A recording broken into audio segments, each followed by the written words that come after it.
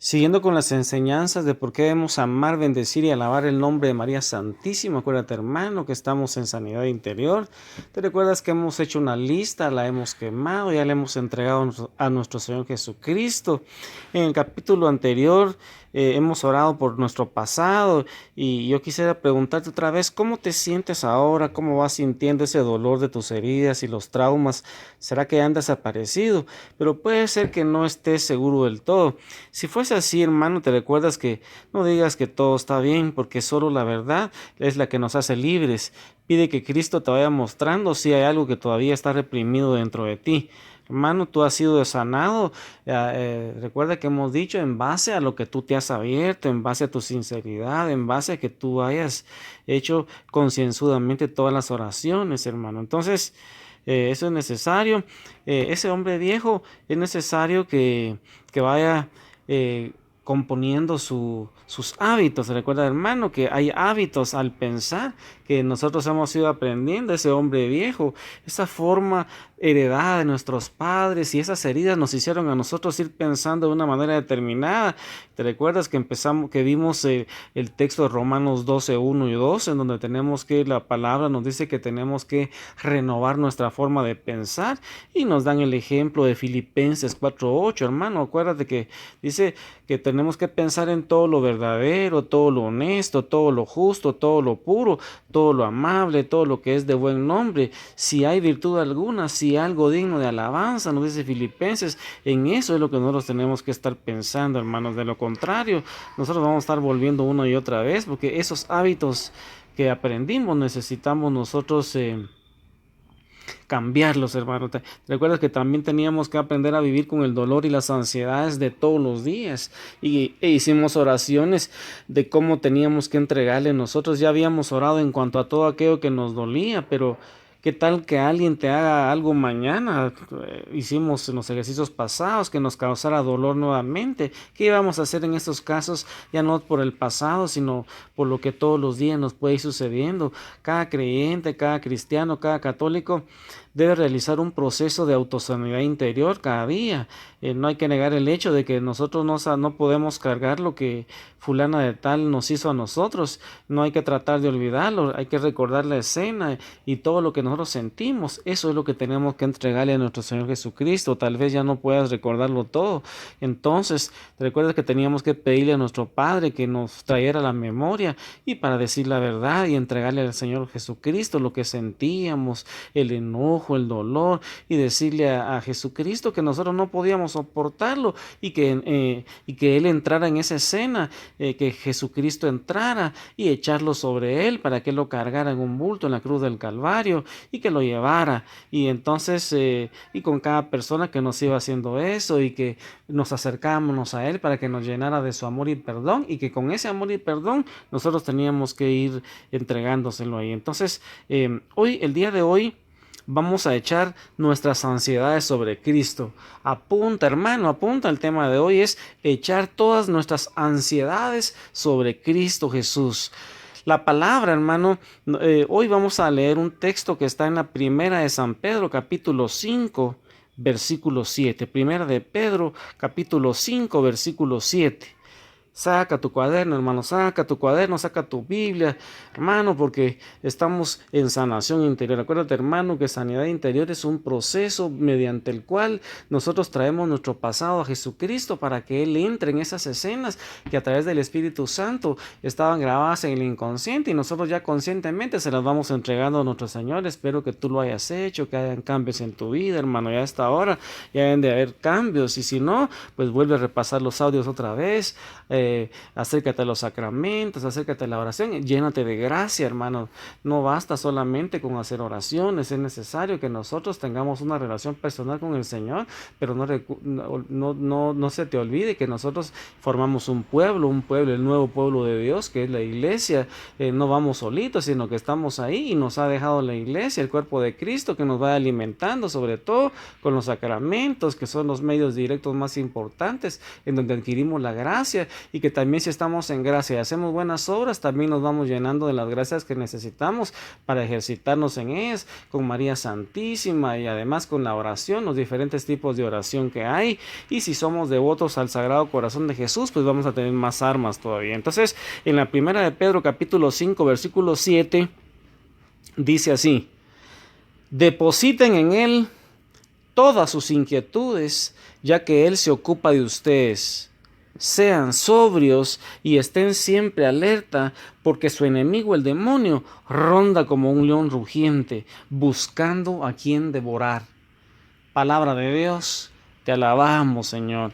Hermano, en este texto, nuestro Padre Celestial, a través de la pluma de San Pedro, iluminado por el Espíritu Santo, nos da un consejo: depositar en nuestro Señor Jesucristo todas estas inquietudes. Inquietud, pues también quiere decir afán, ansiedades, angustias, preocupaciones, miedos, hermano. Eso es lo que significa entregarle a nuestro Señor, depositarle todas esas ansiedades, esos afanes, ese miedo al futuro, ese pensar. Ansiedad es vivir en el futuro. Cuando tú piensas que no te van a alcanzar las cosas, que no te va a salir bien un trabajo, que te van a despedir, cuando tú no vives disfrutando el presente, pues vas a vivir o vives en el pasado, y eso es lo que hicimos en las sesiones anteriores, y ahora vamos a hacer vivir en el futuro. A eso se le llama afán, ansiedad, angustia, y nuestro Señor Jesucristo nos puede hablar bastante el día de hoy acerca de eso, ya que dice que Jesucristo se ocupa de todas esas cosas, pero nosotros tenemos que depositar. Es como, imagínate que tú vas a ir a un banco, ahí en ese banco tú dices: voy a depositar este dinero. Vas ahí, te atiende el cajero y te hace llenar una boleta y todo, y te apuntan tus cosas ahí en tu cuenta, y entonces tú te vas y te quedas tranquilo, dejas todo ese dinero ahí y te vas tranquilo para tu casa, no te las llevas. Entonces eso se llama depositar. Depositar, entonces, nosotros, te recuerdo que Jesucristo tiene un costal grande espiritual para que no los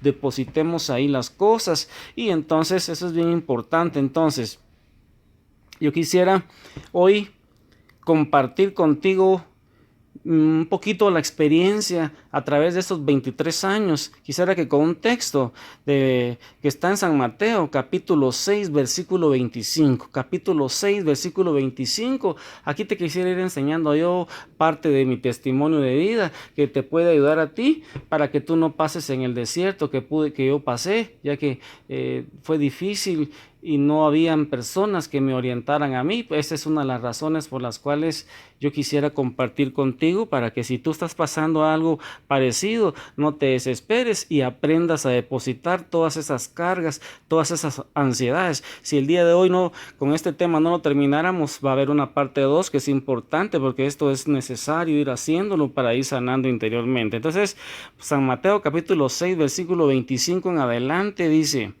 por eso les digo, no se inquieten por su vida, pensando que van a comer, ni por su cuerpo, pensando con qué se van a vestir. ¿No vale acaso más la vida que la comida, y el cuerpo más que el vestido? Miren los pájaros del cielo, ellos no siembran ni cosechan, ni acumulan en graneros, y sin embargo el Padre que está en el cielo los alimenta. ¿No valen ustedes acaso más que ellos? ¿Quién de ustedes, por mucho que se inquiete, puede añadir un solo instante al tiempo de su vida? ¿Y por qué se inquietan por el vestido? Miren los lirios del campo, cómo van creciendo sin fatigarse ni tejer. Yo les aseguro que ni Salomón en el esplendor de su gloria se vistió como uno de ellos. Si Dios viste así la hierba de los campos, que hoy existe y mañana será echada al fuego, ¿cuánto más hará por ustedes, hombres de poca fe? No se inquieten entonces diciendo: ¿qué comeremos, qué beberemos o con qué nos vestiremos? Son los paganos los que van detrás de esas cosas. El Padre que está en el cielo sabe bien que ustedes las necesitan. Busquen primero el reino de Dios y su justicia, y todo lo demás se les dará por añadidura. No se inquieten por el día de mañana. El mañana se inquietará por sí mismo. A cada día le basta su aflicción. Palabra del Señor. Gloria a ti, Señor Jesús. Esos textos son bonitos, hermanos, pero si nosotros no aprendemos a vivirlos, entonces no va a haber un cambio en nuestra vida. Yo me lo sabía de memoria, sin embargo, cuando yo me acerqué, más bien cuando el Señor en su misericordia me llevó a mí a un retiro de la renovación carismática hace 23 años, en donde yo pude experimentar un descanso en el Espíritu, el hablar en lenguas y muchas cosas que el Señor maravillosas fue haciendo en mí.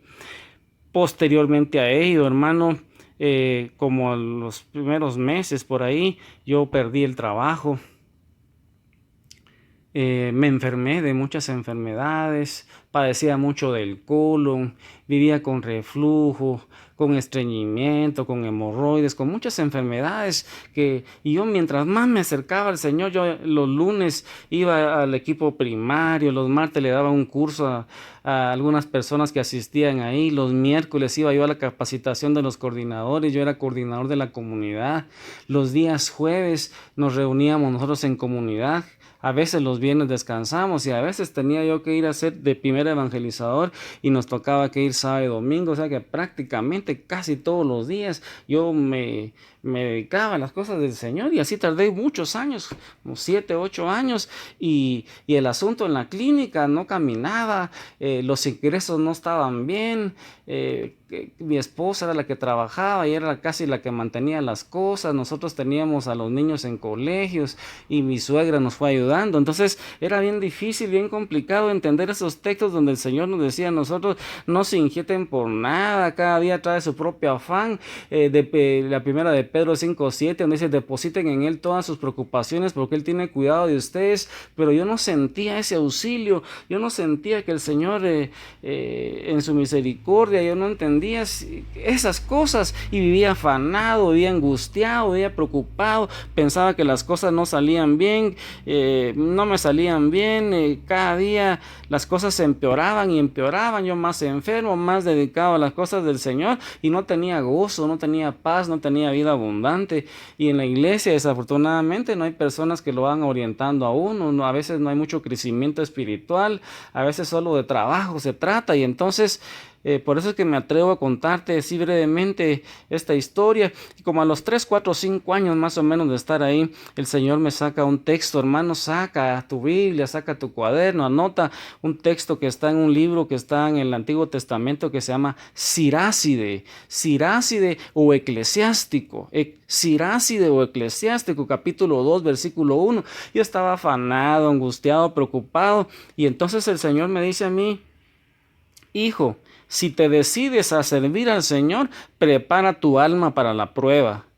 Endereza tu corazón, sé firme y no te inquietes en el momento de la desgracia. Únete al Señor y no te separes, para que al final de tus días seas enaltecido. Acepta de buen grado todo lo que te suceda y sé paciente en las vicisitudes de tu humillación, porque el oro se purifica en el fuego y los que agradan a Dios en el crisol de la humillación. Confía en Él y Él vendrá en tu ayuda. Endereza tus caminos y espera en Él. Palabra de Dios. Todo esto parecía bonito, sin embargo, no se me solucionaban las cosas, no conseguía el trabajo, había escasez de dinero, yo seguía enfermo, seguía triste, seguía sin vida abundante y cada vez servía mucho más al Señor, cada día me ponían a mí como evangelizador y yo pues me metía también a dar cursos y todo eso, retiros y de todo, y yo mientras más me metía, más aburrido, más amargado, más enfermo, sin pisto, sin trabajo, fue muy complicado, muy difícil y el Señor en lugar de decirme a mí que me iba a sacar de la prueba, me dice, si te has decidido servirme a mí, prepara tu alma para la prueba, o sea que no me sacaba de la prueba, sino que me decía, prepárate todavía, pero yo no sabía cómo prepararme para eso y entonces como 1 año, 2 años después, el Señor me saca otro texto que está en otro libro del Antiguo Testamento que se llama Deuteronomio 6, y dice, Deuteronomio 8, capítulo 8, versículo 2, Deuteronomio 8, versículo 2 dice, acuérdate del largo camino que el Señor tu Dios te hizo recorrer por el desierto durante esos 40 años. Ahí Él te afligió y te puso a prueba para conocer el fondo de tu corazón y ver si eres capaz o no de guardar sus mandamientos. te afligió y te hizo sentir hambre, pero te dio a comer el maná, ese alimento que ni tú ni tus padres conocían, para enseñarte que el hombre no vive solamente de pan, sino de todo lo que sale de la boca del Señor. La ropa que llevabas puesta no se gastó, ni tampoco se hincharon tus pies durante esos 40 años. Reconoce que el Señor tu Dios te corrige como un padre a sus hijos. Observa los mandamientos del Señor tu Dios, sigue sus caminos y témelo. Eso, así me iba hablando el Señor y posteriormente me dice, si el Señor tu Dios te va a introducir en una tierra fértil, un país de torrentes, de manantiales y de aguas profundas que brotan del valle y de la montaña, una tierra de trigo y cebada, de viñedos, de higueras y granados, de olivares, de aceite y miel, un país donde comerás pan en abundancia. Palabra de Dios. Te alabamos, Señor. Hermanos, qué maravillosa era la palabra, pero yo no me sentía con vida abundante y eso es lo que quiero seguir compartiendo en la próxima predicación. Con este canto vamos a meditar y vamos a orar.